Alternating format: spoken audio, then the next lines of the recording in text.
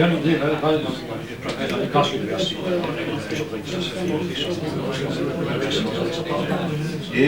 So university.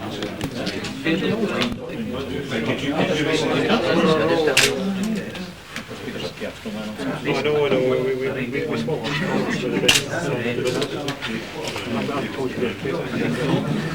It's just when you buy tickets on my show. We'll do that. Maybe there's some. I think, instantly recognisable as an astronomer. Yes, that's good. I get my sunglasses.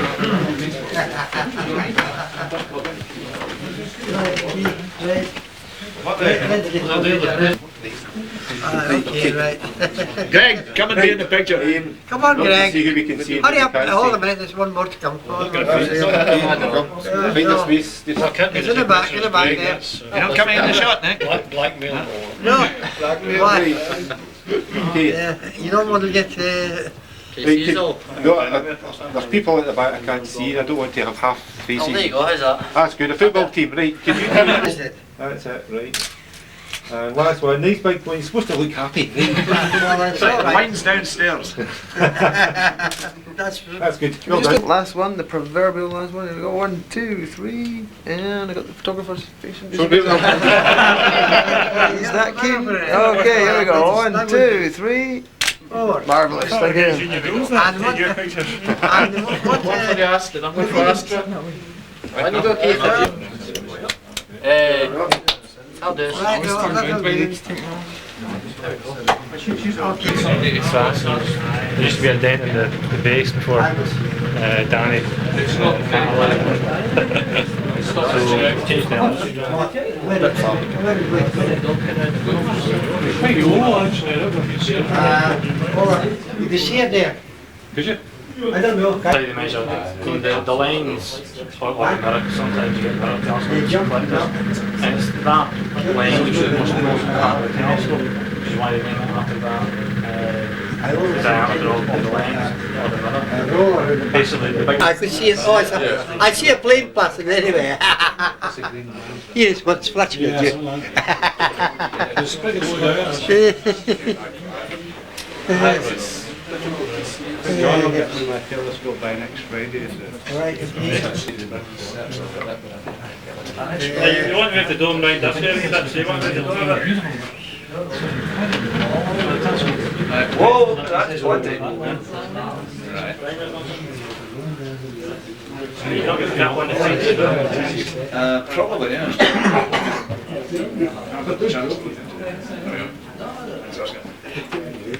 You got it? Yes. It's the British instrument. Yes. Okay, let's start. Yeah. It is indeed. I had to be there. I want to family. He did it from here. Through his legs. Room to zigzag.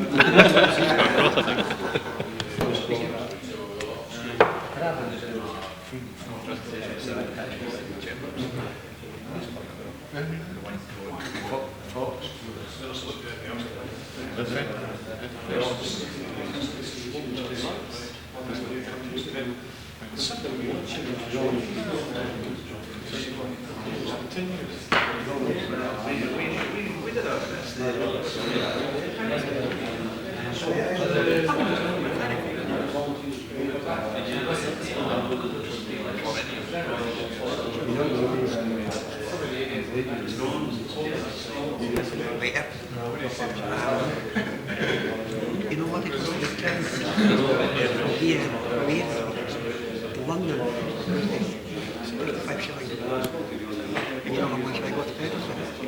5 shillings. They wanted to see it ready all the time, but by that time it was illegal, you see.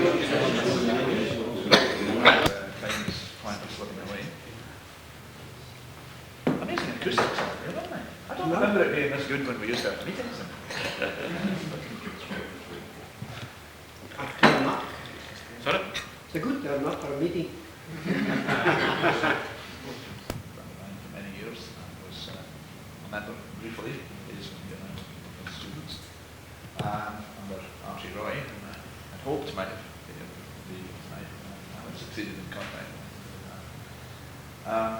what we're commemorating here is the fact that the outgoing Monkland District Council very kindly allocated £1,000 to the upgrading and maintenance of the observatory. And the telescope has been extensively checked over and modified by John Braithwaite, who sent his apologies for not being here tonight, but he was called unexpectedly to Ireland yesterday.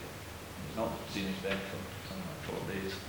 Although he's not with us, we're drinking at his expense to make up for it.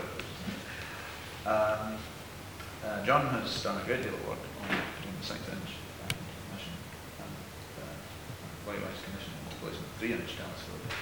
And this has been going on for some months now, and is reaching completion. And this being October the 4th, it seemed particularly auspicious before the open day tomorrow to have the opening, because it is the anniversary of the launch of Sputnik 1, and it was for that reason that in 1978, when we took over the observatory, we asked John's predecessor, Professor Redditch, to open the observatory, which he did on October the 4th, 1978. And here we are, 18 years later, putting it on again. John, could you say a few words? Yeah, well, thanks a lot for the invitation to come on. I was fascinated to visit all the observatories and groups and so on. Duncan and I chatted a wee bit on the phone about what this is all about. He's explained to me a bit, and you now the history of this. In trying this way, I was actually trying to grasp very quickly a picture of what it's all about, so I would be very precise and to the point in what I was going to say. But I'm not particularly good at that sort of thing, and most of you know already. Plus the fact that Duncan and I kept getting sidetracked into things like missed the delayed radio echoes from things.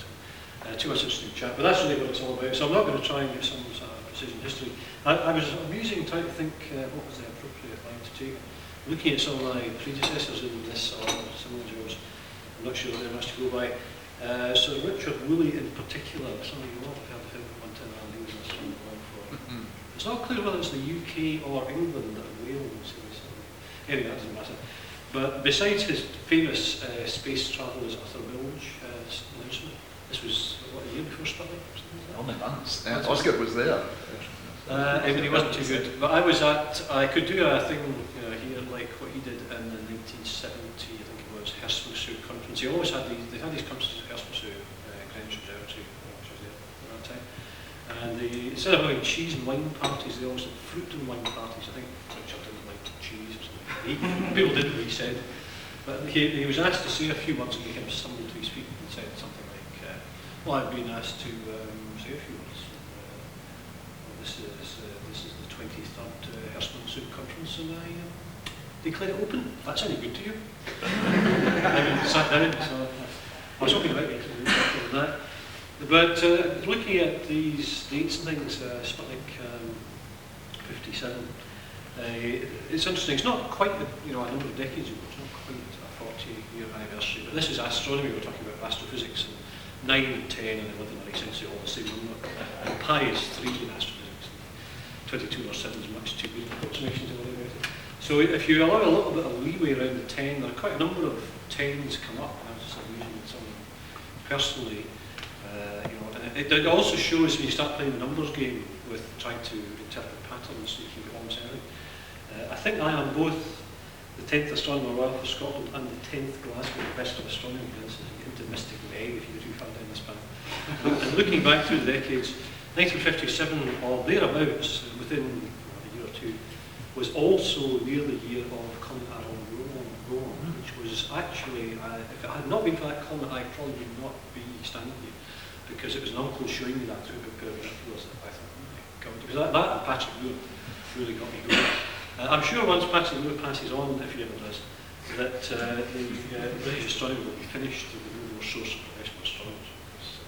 Except, the amateur bodies up and down the country will help, but Patrick has done a great deal there. When did Sky at Night start? It must have been not 56, I yeah, think. close, very auspicious years, 56, 57. Yeah. So that's comets, and now we've got two comets. I mean, your sort of anniversary, this anniversary is bracketed by, we hope, good comets. It's been a good one, quite a good one, and I hope next year's maybe even better.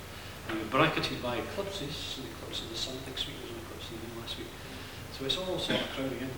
And, well, these are difficult times for observatories, all observatories. I mean, I'm in the background trying to do what I can in the fight to keep the Royal Observatories, particularly Edinburgh, of course, but both of them, from going under the privatisation and lunacy and private scientific research in astronomy is beyond me. I mean, you can have rich donors who will give you money for a big telescope, perhaps.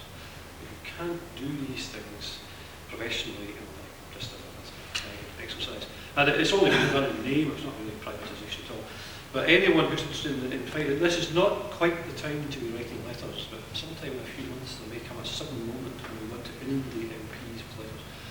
And so amateurs don't only have a role to play in astronomy and research, but also sort of keeping an eye on politics. Scotland, for example, I think has more, far more amateur astronomical societies per capita than England. I don't know how it compares with America, for example. This is a very, very active country in amateur astronomy. And last weekend I was through at the Scottish Astronomers Weekend. It was held in Edinburgh this time, which is an amateur thing. And so it's great, you know, to have 2 Friday nights in a row looking at Saturn with these amazing old brass refractors. I mean, that's what got me into it. And sometimes when I'm sitting here filling forms fighting for money, I wonder, did I do the right thing? But it's these Friday nights at marvellous observatories that remind you really why you're in the thing. And it gives me a great buzz. So last weekend was great fun. I did my bit following it for the intention to ruin Carrollton Hill by putting a large laser display on top of it for the pavilion. Complete the facility by ruining the sky over Edinburgh for the observatory on the same site. So but that was useful. I mean, I did actually act on that quickly and immediately got a response. I mean, it's not dead yet, but it's amazing if enough people write letters, especially I don't mind sticking my fancy letterhead on for good causes. But be that as it may, I mean, what amateur society is all about is enthusiasm, and astronomy is unique in, I mean, you don't meet folk in the world say, oh, I'm an amateur botanist, an amateur particle physicist. Difficult, it's CERN in the basements. But astronomy, I think, is truly unique. I can't think of any other science like it. And it's really good to rub shoulders and weekends with, I mean, I enjoy myself far, far more mixing with amateur astronomers than I do, you know, fighting the politics with universities. And I've got connections with a lot of societies up and down the country. And as one could say, I've been ASTRA for many years since I was a student, and known of the huge amount of effort that's gone in for many people. I don't know, is there anyone here from the district or the foreign district? Thanks are due for the injection of money into the facility here. But money isn't really what it's all about. The most important thing is the enthusiasm of the members, and that in astronomy, and ASTRA particularly, unstinting. It's true in all clubs actually, that a lot of people put in a lot of work. But amateur astronomy societies seem to just be seething with people who would be dragged through starving, through hungry rats, rather than give up their hobby or to let their observatory close down. And I've no doubt, I mean, I don't know all these, I just say that I've no doubt it's the stalwart efforts of folk, particularly John, who Duncan mentioned, that have kept the facility here as it is. I don't know if there's any practical things I can suggest to you. One thing, I can't say it's made my life any easier, but having a fancy title and a fancy letterhead, when there are good causes to be fought, I'm quite happy to, if I believe in, to write letters in support. So if anyone has good causes that they think the word of an astronomer may help, do let me know.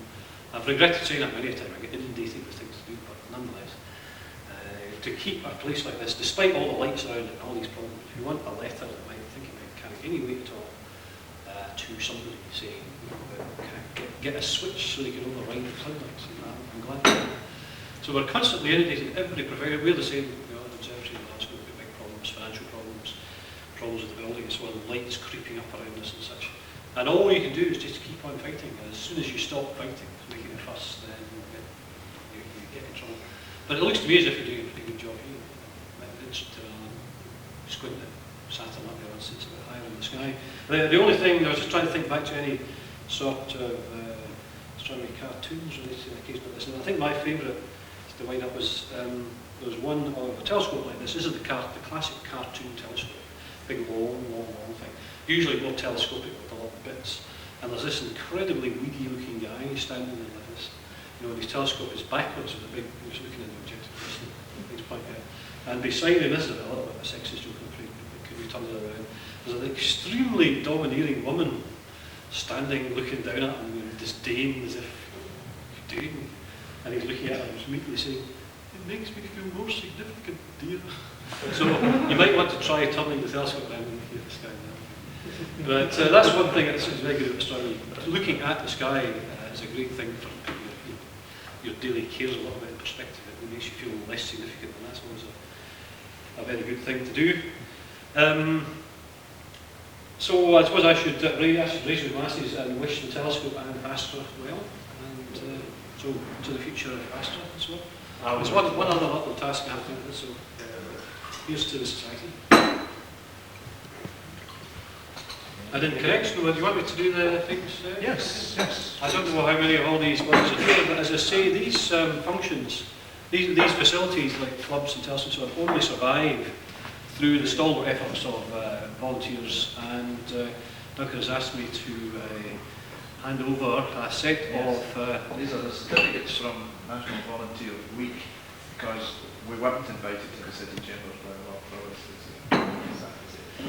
Yeah, well, I don't as yet have my chain of office. Well, the other auspicious thing I meant to mention was my chance today. It's a long story, I won't bore you with it again. But my chance today, there's a culmination of the process of getting an official coat of arms from the Astronomer Royal for Scotland. So I don't have a chain dangling around to go with it to sort of hand out these like I promised. I can show you the official thing, it's in the cover too with it. If I could just say back to this. I'll take it out shortly because I have a scrappy version that I was using for something else. This is it. You might be interested to know that it's got Orion, everybody's favourite constellation, and 2 James Sharp telescopes, old brass telescopes. That arrived this morning. I thought that is really interesting. You know, like 40 years since Sputnik, and same date at least. This arrives, and this function here as well. Yet another kind of auspicious occasion. My colleague Dick would say, well, all these omens and portents that look very interesting, but we Aquarians don't believe in that kind of thing. But if anyone's interested to see the official coat of arms, you're very welcome to. So, donning my non-existent gong like Lord Provost should have, and so should hand these over. These are for, as it says, service to ASTRA, volunteer service, and without the fantastic volunteer efforts of folk, things like ASTRA would not be what they are. And appropriately enough, top of the list is Oscar.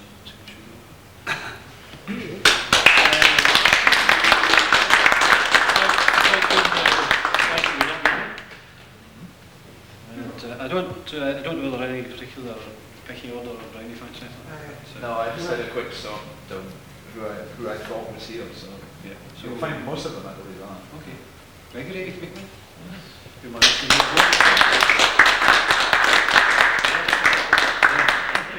Paul Clark? Joe Getchell?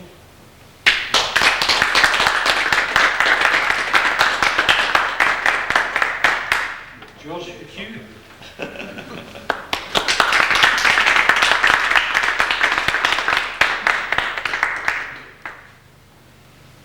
Joan Dale?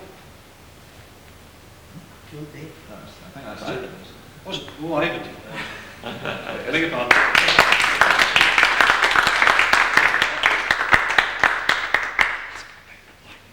I was just thinking there are very, very few women represented here, and I thought perhaps this was the exception. Christy. Yeah, you better accept one.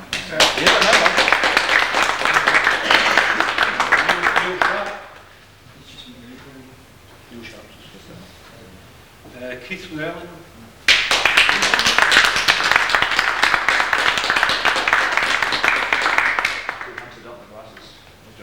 Nick Cortwin.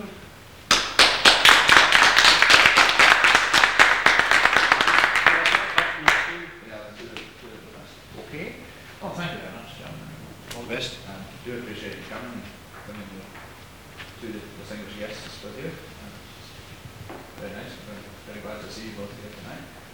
And all I can suggest is that we've got half an hour in hand, we better wire into the sandwiches, coffee and wine before our time runs out. Thank you very much. Thank you all. Remember, we're open tomorrow, open day tomorrow, and also weather permitting a week tomorrow for the eclipse. And other than that, regular Friday meetings will continue. I've already had an expression of interest from a couple of visitors tonight. So. I think I've mentioned that a couple of people tonight is that one of the most exciting things I saw last weekend was a stereoscopic picture of comet Hyakutake. I wouldn't have thought this was possible. But I don't know who invented this idea, it was one of the amateurs, and you could do it from here, I'm sure. Although it's rather a narrow field, you do it a fairly wide field. Just a regular camera piggybacked on that. Just take 2 pictures of the comet, and Hyakutake was particularly good for this. Several hours apart, and what happens when the comet's reasonably near the Earth is either the comet's motion or the Earth's motion, you get a shift in the image relative to the background stars. That was about 3 hours in that case, but you might have to do it slightly longer for this comet. And you take them through Polaroid this way, and then in the next picture you take the Polaroid that way. And you then view it, you put the 2 slides into 2 slide projectors and align them suitably, and you wear Polaroids that are crossed. And it's a stereo image.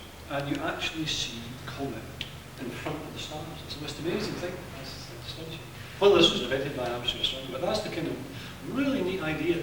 Dave Clark, my colleague, who's somebody you might know, is a real shark at optics and things. I mentioned this to him. He said, "My God, that's brilliant. Why didn't I think of that?" So if you're looking for wee things to try out there, home telescopes and those sorts of people, that's a fun thing to do. And the aurora works just the same. 2 pictures of the aurora taken from short distance apart, you get this stereoscopic impression. It's astonishing. Don't even make a million out of it.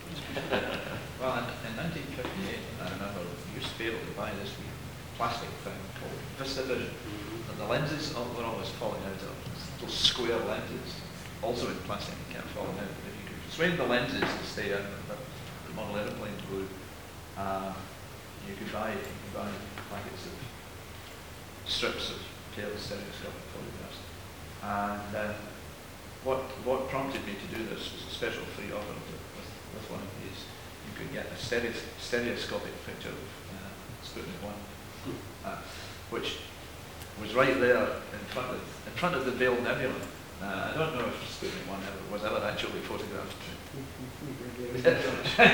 twice I ran its vision in front of the Veil Nebula, but it looked good. Can I just say what there are a couple of officials of the authority, and it was a great shock to me to discover I was away at Blackpool, which I believe a conference last week, and I thought this was going to be an official opening with representation from the authority. Unfortunately, this has fallen right into the middle of North Lanarkshire Festival. Could have been fortunately, but it's turned out to be unfortunately, and because of that, I believe there were no official, no councillors who were available to attend. The result being that councillors don't attend, it's not an official do. In fact, I'm officially saying nothing right now.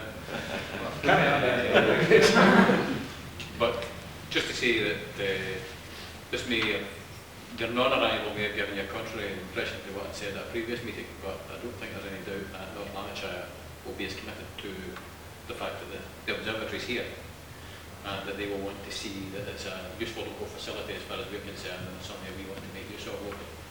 And so, well, we're pleased that you came tonight, but I'm sorry that we have no official representation as such. But John Fox, of course, who was had to leave out there, was librarian here when we first took over the observatory. Chief librarian quite a long time. It's now libraries and information services manager. Take their services. Yeah. Well, John has been a very good friend to us all these years, supporting our interests, and he did at one stage succeed in getting off switches and silver only to have the accountants say we can save £25 a day if we put them in. But one day we hope that they will go in. Now that the money has been spent on upgrading the telescope back to scientific usefulness, obviously trying to calm down the surrounding lines of it would be a very, very nice next move. And I've been compiling a dossier all these years at John Fox's request, so that having pulled this one off, we will now have the ammunition But yes, sorry, John, I had to leave that one because someone called for a retro plus, but he has been very good to us. A good example of chiseling away at things is Coats Observatory in Paisley, I was quite involved with them too. And they were threatened with closure, there was only problems with money. Of course, there was a problem with money. And there was a very serious possibility that Coats Observatory would cease to be available to the Astronomer Society in Paisley or Airdrie District. But the upshot of all that, largely thanks to the good activities of the curator of the museum, in this case it could be the support of people in the building and the council, can make a huge difference, because not only have they not been closed, but they've actually been given money from the new region district to get new dome, copper dome. £70,000. Because it all depends how the budget's going to be. It's all joint effort, it's all much appreciated. Yes, well, there are still only 4 public observatories in the United Kingdom. So, Scottish, a uniquely Scottish institution. It's a great privilege, isn't it? I'm sure we all feel in this, that we're looking after one of them. What's the fourth one? This is the fourth one. But I mean, This is the one everybody always forgets, is it? no, I was thinking of Paisley, Catherine Hill, Yeah, But- the Mills. Dundee, Mills. No, I thought you meant the UK, like there's nothing. no, none in England. In fact, I was just speaking to an organiser of one of the English Astronomy Societies, telling who invited me to go down and lecture. He was, he was saying, well, what are you doing up there these days? And I was telling him this was coming up, and I said, how on earth do you do it? I've never had any help from our local council. And I started to explain it, and he said, you mean it's an actual public observatory? Oh, yes. Well, we have them up here. So far, we know. There's another one in Prague, quite a big one, public observatory. I think really fast. UK flying into the really source now, but all that much time. Scotland's quite an enlightened country. Anyone for going? Yeah. Finish the sandwiches, etc., because the chat was for them all anyway. Well, yes. After the view.